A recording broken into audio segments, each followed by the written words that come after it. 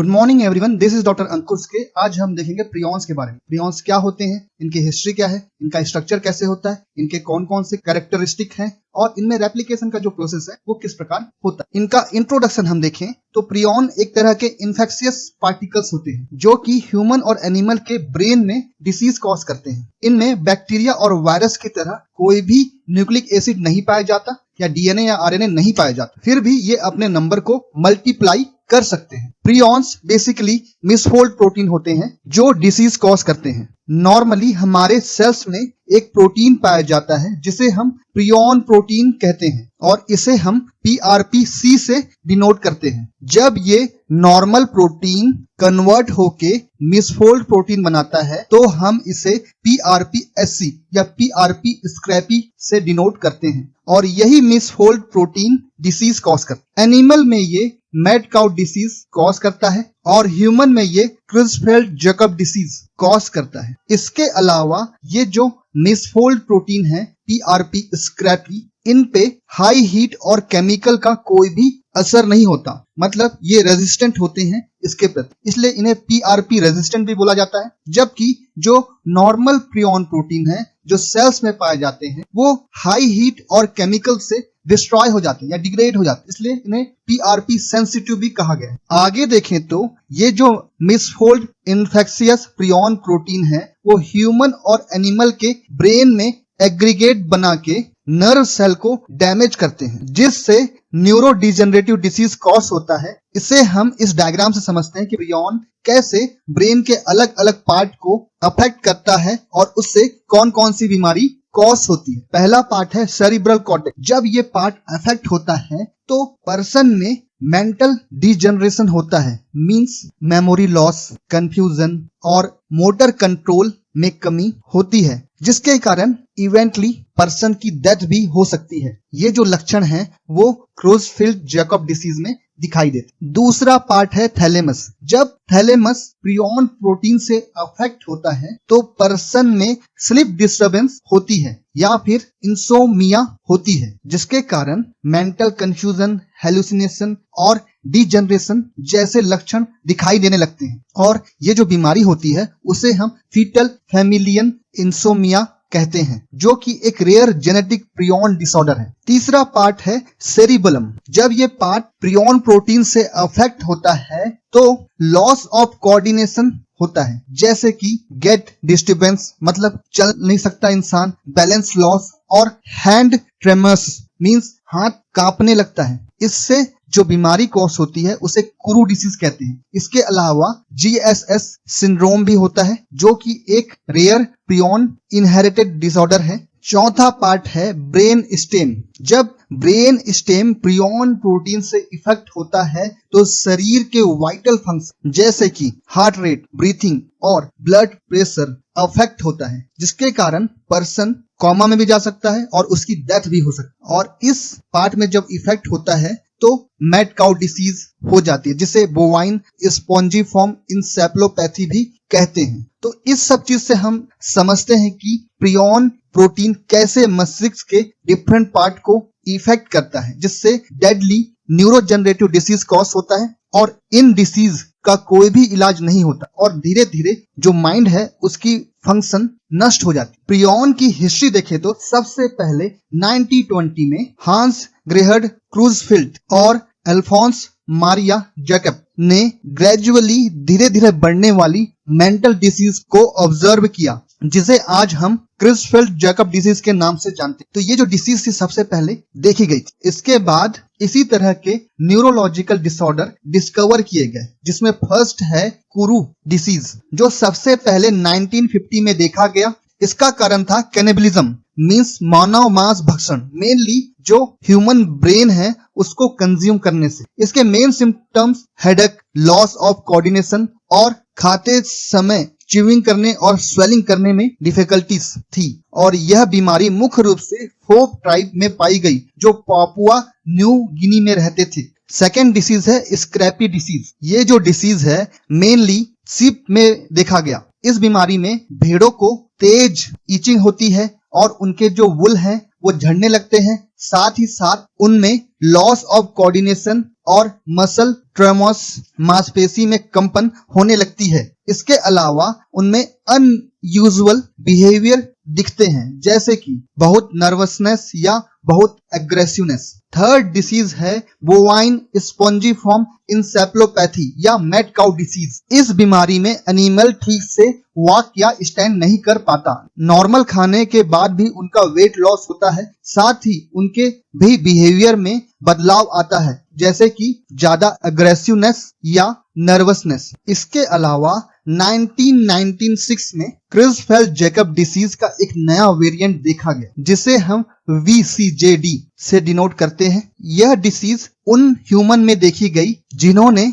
ऐसे infected beef को consume किया था जो मैड काउ डिसीज के इन्फेक्टेड कैटल से प्राप्त हुए थे। आगे हिस्ट्री में देखें तो 2003 में बोवाइन स्पॉन्जिफॉर्म इंसेफलोपैथी के मामले यूनाइटेड स्टेट और कनाडा में देखे गए।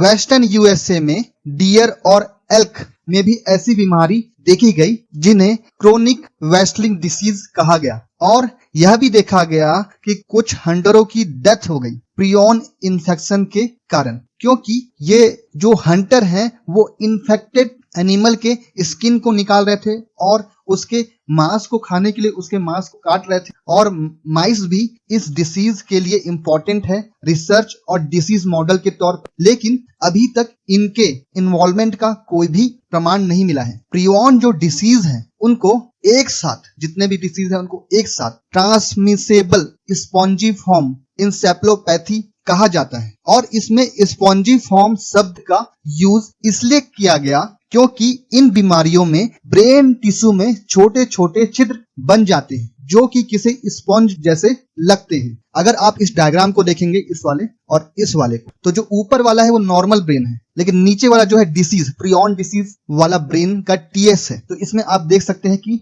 स्पंज की तरह छोटे छोटे होल दिखाई दे रहे हैं। हिस्ट्री में हम अगर और आगे देखें तो जो प्रियॉन डिसीज है उनका इंक्यूबेशन पीरियड जो है बहुत ही लॉन्ग होता है। इसी वजह से इन्हें स्लो वायरस भी कहा जाता है। एग्जाम्पल के लिए कुरू डिसीज, इनका जो इंक्यूबेशन टाइम है 1 से 10 ईयर तक हो सकता है। इस पीरियड में ये जो डिसीज है वो सेंट्रल नर्वस सिस्टम को ग्रेजुअली धीरे धीरे डिजेनरेट करती है, जिससे माइंड की वर्किंग एबिलिटी कम होती जाती है। हिस्ट्री में सबसे इंपॉर्टेंट खोज थी 1982 में डॉक्टर स्टैनली पनिसर ने एक विशेष प्रकार के प्रोटीन को प्यूरिफाई किया, जिससे उन्होंने PRP रेजिस्टेंट या PRP स्क्रैपी कहा। उन्होंने बताया कि यह जो प्रोटीन है वो इन्फेक्शियस होता है, और उन्होंने प्रोटेनेशियस इन्फेक्शियस पार्टिकल नाम दिया, जिससे शब्द बना प्रियॉन। बाद में उनके इस खोज के लिए उन्हें 1987 में नोबेल प्राइज से सम्मानित किया गया। तो ये थी प्रियॉन की हिस्ट्री। अगर हम प्रियॉन प्रोटीन के स्ट्रक्चर को देखें तो ये एक मिसफोल्ड प्रोटीन होते हैं। इनको समझने के लिए पहले हमें प्रोटीन फोल्डिंग को समझना होगा। प्रोटीन फोल्डिंग एक बायोलॉजिकल प्रोसेस है जिसमें अमीनो एसिड को एक स्पेसिफिक 3D स्ट्रक्चर में अरेंज करते हैं। अगर ये फोल्डिंग सही तरीके से है तो प्रोटीन नॉर्मल होता है, उसका स्ट्रक्चर नॉर्मल होता है, और उसके स्ट्रक्चर नॉर्मल होने से उसका जो फंक्शन है वो भी नॉर्मल होता है। तो सबसे पहले हम प्राइमरी स्ट्रक्चर को देखें तो ये एक लाइनर अमीनो एसिड की चेन होती है जिसे पॉलीपेप्टाइड चेन कहा जाता है। यह बिल्कुल मोतियों की माला के जैसे दिखती है, और जब ये थोड़ी सी होल्ड होती यानी सेकेंडरी स्ट्रक्चर जिसमें पॉलीपेप्टाइड की लोकल फोल्डिंग होती है। फॉर एग्जांपल इसमें अल्फा हेलिक्स बनते हैं और बीटा सीड स्ट्रक्चर बनते हैं। मतलब ये फर्स्ट फोल्डिंग है, लोकल फोल्डिंग है, और ये जो स्ट्रक्चर है वो हाइड्रोजन बॉन्ड के जरिए स्टेबलाइज रहते हैं, मतलब अपने स्ट्रक्चर में बने रहते हैं। तो ये था सेकेंडरी स्ट्रक्चर। अगला अगर टर्सरी स्ट्रक्चर को देखें तो ये एक 3D स्ट्रक्चर होता है, और ये केवल एक पॉलीपेप्टाइड चेन से मिलकर बना होता है, और ये स्ट्रक्चर बनने का रीजन होता है एमिनो एसिड के R ग्रुप के बीच इंटरेक्शन। मींस एक टर्सरी स्ट्रक्चर के अंदर बहुत सारे अल्फा हेलिक्स और बीटा सीट पाए जाते हैं, पर वो एक ही पॉलीपेप्टाइड चेन से मिलके बना होता है। और जब बहुत सारे टर्सरी स्ट्रक्चर मिलते हैं तो वो बनाते हैं क्वाटर्नरी स्ट्रक्चर। मींस एक 3D स्ट्रक्चर एक सब यूनिट कहलाता है, और ऐसे बहुत सारे सब यूनिट अगर मिल जाए तो उसे क्वाटरनरी स्ट्रक्चर कहते हैं। तो इससे हमें थोड़ा आइडिया हुआ प्रोटीन फोल्डिंग का। प्रोटीन फोल्डिंग में जो अमीनो एसिड है अपने आप को 3D स्ट्रक्चर में अरेंज करते हैं, लेकिन प्रियॉन डिसीज में प्रोटीन गलत तरीके से फोल्ड हो जाता है, जिससे उसके शेप और फंक्शन में बदलाव आ जाते हैं और ये मिसफोल्ड प्रियॉन दूसरे नॉर्मल प्रोटीन को भी मिसफोल्ड कर देता है। इसी वजह से प्रियॉन को इन्फेक्शियस प्रोटीन भी कहा गया है। प्रियॉन के स्ट्रक्चर को और हाईलाइट करके देखें तो जो नॉर्मल प्रियॉन प्रोटीन होते हैं उनमें बीटा सीड जो है वो 5% होता है, जबकि डिसीज वाले प्रियॉन प्रोटीन में बीटा सीड अप्रोक्सीमेट 50% पाया जाता है। इसी के कारण इनके जो है सेकेंडरी और टर्सरी स्ट्रक्चर में चेंजेस आते हैं और उनके फंक्शन में भी चेंज आ जाते हैं। बट अगर हम दोनों ही प्रोटीन का मॉलिक्यूलर मास देखें तो वह 27,000 से 30,000 डाल्टन तक होता है और दोनों ही प्रोटीन लगभग अप्रोक्सीमेट 250 अमीनो एसिड से मिलके बने होते हैं और इनका जो साइज है वो वायरस से 100 गुना छोटा होता है। प्रियॉन प्रोटीन जो है वो PRP जीन के द्वारा इनकोड होते हैं और ये जो जीन है वो क्रोमोसोम नंबर 20 के शॉर्ट पी आर्म के टर्मिनस में 13th पोजीशन में पाए जाते हैं। डिसीज प्रियॉन प्रोटीन जो है वो पॉसिबली नॉर्मल प्रियॉन प्रोटीन के म्यूटेशन से बने हो सकते हैं, पर इनका जो ट्रांसमिशन है कैसे होता है, एक इंडिविजुअल से दूसरे इंडिविजुअल में यह कैसे ट्रांसफर होता है, यह अभी तक फुली अंडरस्टेबल नहीं है। अब अगर हम नॉर्मल प्रियॉन प्रोटीन और डिसीज प्रियॉन प्रोटीन में कंपैरिजन करें तो जो नॉर्मल प्रियॉन प्रोटीन होता है वो प्रॉपरली फोल्डेड प्रोटीन होता है, जबकि जो प्रियॉन प्रोटीन होता है, डिसीज प्रियॉन प्रोटीन होता है, उसमें सेकेंडरी और टर्सरी स्ट्रक्चर में चेंजेस पाए जाते हैं। शेप देखें तो जो नॉर्मल प्रियॉन प्रोटीन है वो अल्फा हेलिक्स उसमें ज्यादा होते हैं, जबकि डिसीज प्रियॉन प्रोटीन में बीटा सीड ज्यादा होते हैं, लगभग 50%। फंक्शन देखें तो normal prion protein healthy nerve cell में पाया जाता है और इसका जो फंक्शन है वो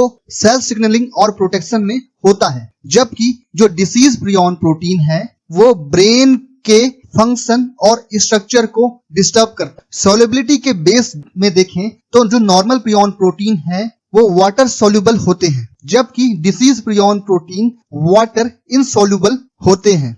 डिग्रेडेबिलिटी देखें तो जो डिसीज प्रियॉन प्रोटीन है वो एंजाइम लाइक प्रोटीएस के लिए रेजिस्टेंट होते हैं, जबकि नॉर्मल जो प्रियॉन प्रोटीन है वो प्रोटीएस एंजाइम से ब्रेकडाउन हो जाते हैं या डिग्रेड हो जाते हैं। इन्फेक्टिविटी देखें तो जो नॉर्मल प्रियॉन प्रोटीन है वो नॉन इन्फेक्शियस होते हैं, जबकि डिसीज प्रियॉन प्रोटीन है वो इन्फेक्शियस होते हैं। यह क्या करता है, यह नॉर्मल प्रोटीन को इन्फेक्ट करके उसे मिसफोल्ड प्रोटीन बना देता है। एग्रीगेशन की बात करें तो नॉर्मल प्रियॉन प्रोटीन एग्रीगेट या क्लम्स नहीं बनाते हैं, जबकि disease prion protein brain tissue में क्लम्स या एग्रीगेट बनाता है जो कि ब्रेन को डैमेज करता है। लोकेशन की बात करें तो नॉर्मल प्रियॉन प्रोटीन आमतौर पे नर्व सेल की मेम्ब्रेन में पाया जाता है, जबकि disease prion protein brain tissue में एक्यूमुलेट हो जाता है और उसे डैमेज करता है। सर्वाइबिलिटी की बात करें तो नॉर्मल प्रियॉन प्रोटीन आसानी से डिग्रेड या डिसअसेंबल